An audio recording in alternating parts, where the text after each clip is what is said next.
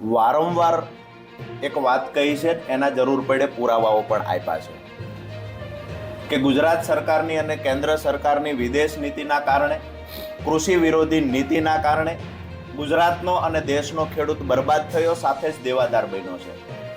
એનું ઉત્તમ ઉદાહરણ આપી શકાય તો આ વર્ષે ખરીફ સિઝનની અંદર જ્યારે કપાસની ખેડૂતોએ બજારમાં કપાસ લઈને આવવાની તૈયારી હતી, એ જ સમયે ખેડૂતનો કપાસ બજારમાં આવ્યા પહેલા કેન્દ્ર સરકારે એક નિર્ણય લીધો, તમામ પ્રકારના ટેક્સ નાબૂદ કર્યા અને બહારથી કપાસની આયાત પર તમામ પ્રકારની છૂટછાટ આપી દેવામાં આવી.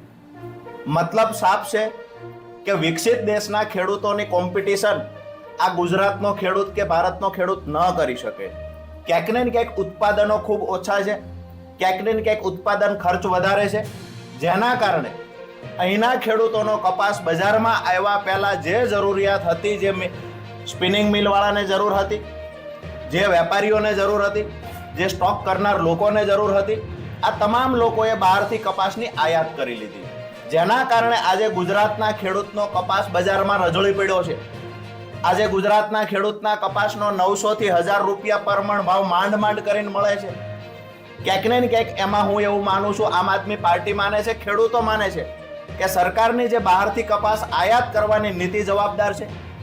એવી જ રીતે કપાસમાં ખરેખર ખેડૂતોને મોટા પ્રમાણમાં નુકસાન થાય છે, ત્યારે કપાસનું વાવેતર ખેડૂતોએ ઘટાડ્યું છે અને મગફળી તરફ ખેડૂતો વળ્યા. મગફળીમાં પણ સરકારે એવો કંઈક નિર્ણય લીધો જેના કારણે ખેડૂતો ફરી વખત નુકસાન કરવા ગયા.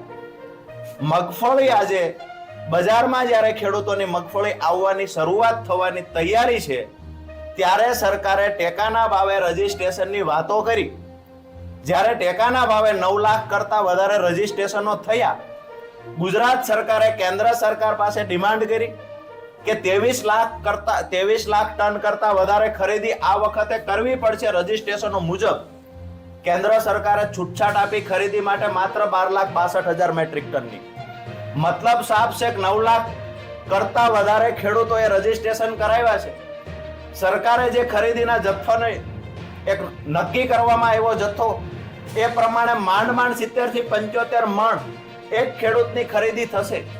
એટલે કે ટેકાના ભાવે ગયા વર્ષે જે 200 મણ ખરીદી પર ખેડૂત કરવામાં આવી હતી, આ વખતે ખરીદી ઘટાડી માત્ર 70-75 મણ ખરીદી થવાની પૂરી શંકા છે. સરકારને વિનંતી કરીએ છીએ કે ખરેખર જે ગયા વર્ષે મિનિમમ ખેડૂત દીઠ 200 મણની ખરીદી થતી, એ જ મુજબ આ વખતે ખરીદી